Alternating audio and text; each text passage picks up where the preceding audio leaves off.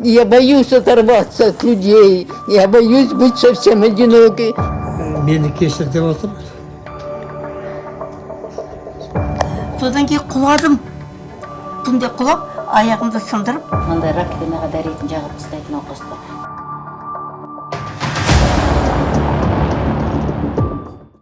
1 қазан халықаралық қарттар күні. Осы күнге орай біз Барыс медиа арнасы естіген құлаққа түрпі ететін Алматыдағы қарттар үйінің біріне арнайы келдік.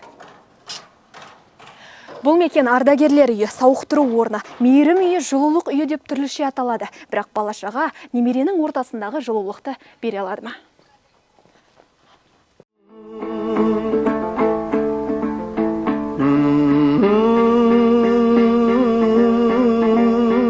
Қоңыр күздің мамыражай шуағына жылынып, әр жерде бүрісіп отырған қарттарды көргенде жүрегің атша тулап, көзіңе еріксіз жас үйіріледі. Саған қасіретті қара шалмын, бұл күнде қара шалмен санасарғым. Жанымды жегідей жеп қарттар үйі, күн сайын қуат кемеп аласардым. Бұл Сандуғаш Керімбай қызы, Алтын жүрек орталығының негізін қалаушы, өзі реаниматолог, анестезиолог. Күйеуінің қолдауымен осы орталықты ашқан. Мынау деменция деген ауру бар. Деменция деген қазақта есі ауысқан дейді ғой, енді біз бұрын кезде айтады алжыған деп. Ол алжыған адаммен үйде күні бойы отыру өте қиын. Сондықтан бұл жерде бізде Қазақстанда қалай 70-тен асқаннан кейін деменция қойылса, оны психиатрический клиника алмайды. Ондай науқастарды үйде ұстайды, или бір осындай орталықтарда ұстайды. Енді мысалы үшін ана баласы жұмыс істеп, маған неше түрлі адамдар келді. Газды ашып кетеді дейді. Бывает, допустим, суды ашып қояды.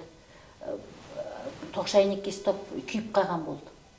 Ал баласы жалғыз қызы, табысы сол ғана үйде. Сондықтан ондай адамдар алып келеді.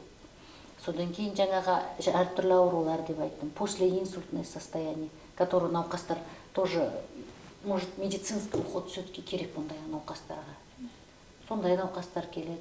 Содан кейін мынау рақтың 4-ші стадиясы, паллиативті науқастар. Тоже білесіздер ғой, рақтың 4-ші стадияда вообще медицинада полиорганная недостаточность. Уже жай ғана бір орган емес, түгел жерге тарап кетеді, метастаздар беріп. Ондай науқастарға да қарау қиын болса, осы жерге алып келіп, әртүрлі сондай қараймыз. Қазір бізде бит айтады, ой, менің өз ойым, қарттар үйіне салып тастапты, туысқандары дұрыс емес, балдары қарамай кетті. Мен оны айта алмаймын олай деп. Өйткені оған да басқа көзбен қарау керек. Өйткені бұл кезде заман қалай?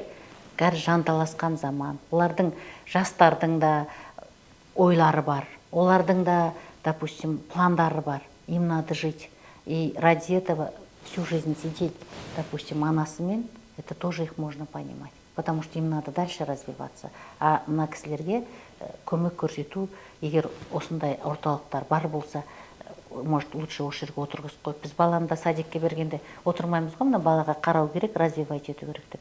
Ал әр нәрсенің өз орны бар. Сондықтан мен ойым, енді кейбіреулер айтып жатады, бұл дұрыс емес деп, мен ойлаймын, бұл өте дұрыс деп. Өйткені даже в той же Америке, оказывается, если сен, когда к старости ты себе не определишь, дом пожилых, деп айтылады ғой, енді уже, это считается, что человек, ты не заботился о своей старости дейді екен. Поэтому бұндай орталықтар менің ойымша болу керек. Әрине бізде мысалы үшін бар адамдар, ойбай мынау тастап кетті, ұят болды, масқара деп. Жоқ, бұл жерде заманның ағымына қарай бұлдар орталықтар дұрыс деп ойлаймын. Мұнда Атырау, Семей, Шымкент, Талдықорған, тағы да басқа да қалалардан қарттар бар. 40 орындық мекенде 32 қарт жатыр. Мемлекеттік тапсырыс алып, үлкейіп, сапалы қызмет көрсету Керімбай қызының мақсаты. Бірақ мемлекеттен әзірге көмек жоқ. Как за вами ухаживает? За мной ухаживают все. Даже вот товарищ, который наше белье стирает, это все тоже ухаживает, тоже спрашивает, как, что, где. Бәрі ұнайды дегенмен, қарттар үйін мекендеген қариялардың жанарынан тағдыр талқысына амалсыз көндіккен шарасыз бейнені көресің. Жалғыздықтан жапа шегіп, осы орталықты мекендегеннің бірі Люба әжей.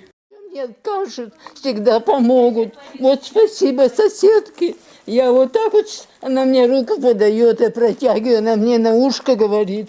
Вот радио, я на ушко тоже. Я боюсь оторваться от людей. Я боюсь быть совсем одинокой. У меня кроме сына одного больше никого. Ко мне никто не может так. Но приходит, конечно, проведают. И вот врач, когда бы она ни проходила, где бы она меня не видела, она всегда подойдет, обнимет, поцелует, как родной человек. Я уже даже вот слезы на глазах, что как родной человек, только благодаря ему. Бұл кісілер, шынымды айтсам, как бала сияқты. Олардың өзі қартайған сайын, бір кішкентай кезде бір бала, үлкейгенде бір бала дейді ғой, үлкен кісілер. Сондықтан бұл кісілерге мен айтарым, бұл кісілер внимание, им көңіл керек. Өйткені мен даже таңертең келіп обход жасап кеткенде, кейде олар өзіміз туыстары да кейде күледі өздері. Сіз осы жердің мамасы да сіз, папасы да сіз деген сияқты. Где-то қыздарымын. Сондықтан бұл кісілерге келіп таңертең обход жасағанда былай бір құшақтап, бір жылы сөз айту олар үшін үлкен бір даңқ, былайша айтсаңыз. Өйткені тосып отырады, қашан келді деп. Келіп біреуінің бетінен сүйіп бүйтіп құшақтап, екіншісін өтсең, екінші науқас анау жылап отырады. Мен сізді ренжіттім ба, неге сіз мені бұл... Қарттар үйіне кейбір қарттар өздері шешім қабылдап келеді екен. Солардың бірі 86 жастағы көңілді Рая әже. Мен 87-де барлығы да жақсы, қыздар өте жақсы қарайды.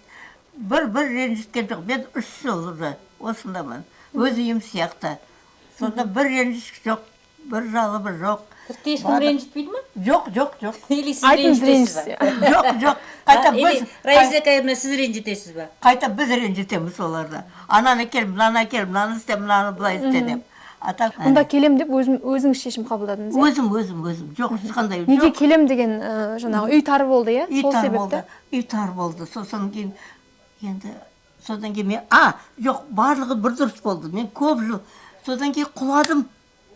Түнде құлап, аяғымды сындырып, содан кейін ана коляскамын, үлкен дәретке қалай отырсын балалар, немерелері.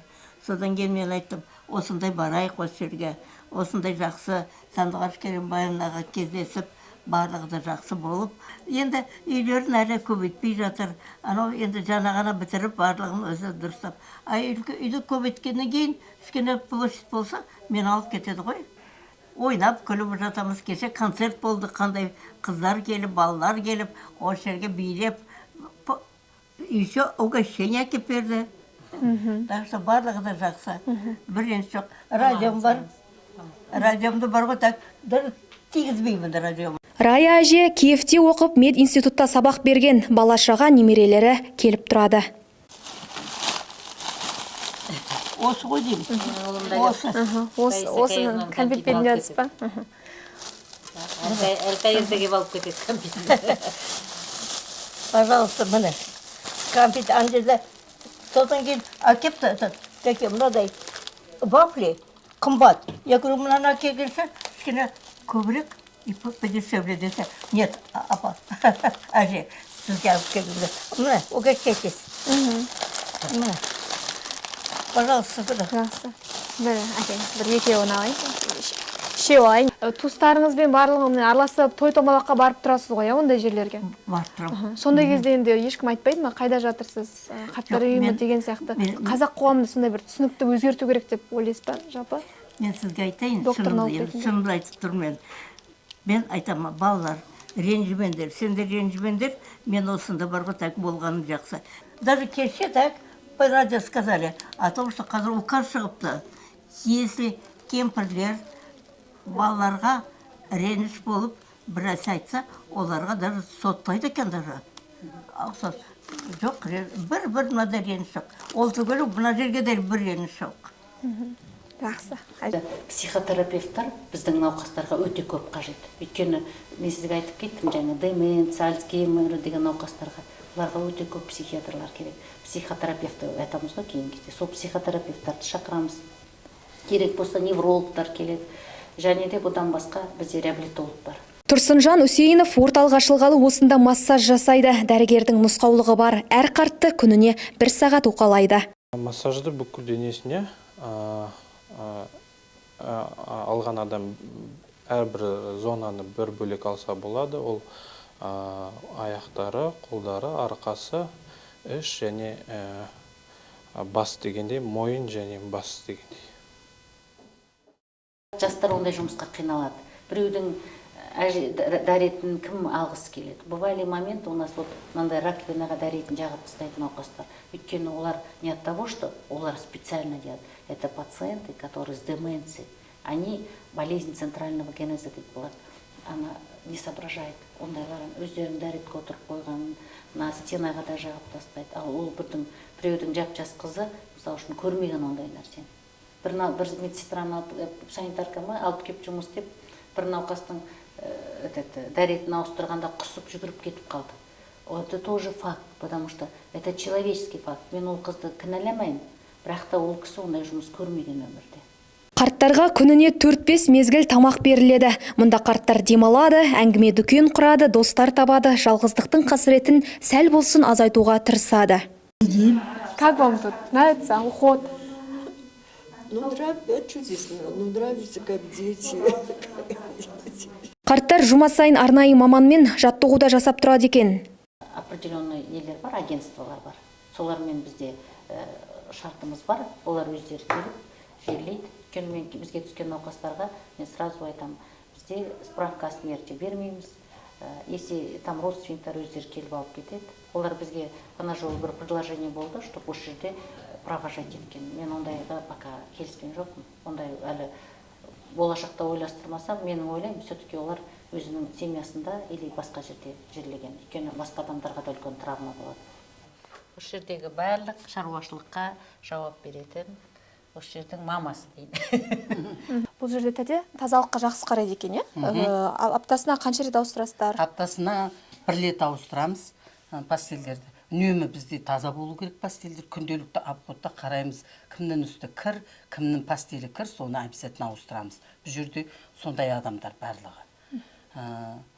Енді киімдерінде солай, киімдерді даже күнделікті де ауыстырамыз. Мысалы үшін неден кейін, подмываниядан кейін, сағат 3-тен кейін де бұл жерде ауысады. А пастель аптасына 1 рет ауыстырамыз. Жақсы. Мына жерде басқа қарттар үйіне барсаң, бір жаман естігенде қарттардың иісі шығады екен. Бұл жерде ондай иісті біз байқамадық. Оның себебі не? Өйткені біз күнделікті дезинфекция жасатам, күнделікті обходта тазалықты қадағалап отырамын. Оның үстіне нелеріміздің, пастельдеріміздің барлы дезинфекцияны жасалып, кәдімгідей біз оны хлорлап, содан кейін барып стиральный машинаға жуғызып, тазалап, міне осындай жерлерге жинап отырамыз.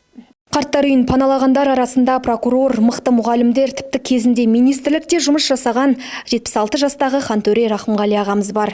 Мемлекеттік билікте жұмыс жасағансыз ба, мемлекеттік қызметте? Министерство мен где-то 7 жылда істедім. Содан кейін барып аварияға түсіп қалдым. Күніне 4 мезгіл тамағын береді. Қыздар әп-әдемі ата деп аталап шауып жүреді.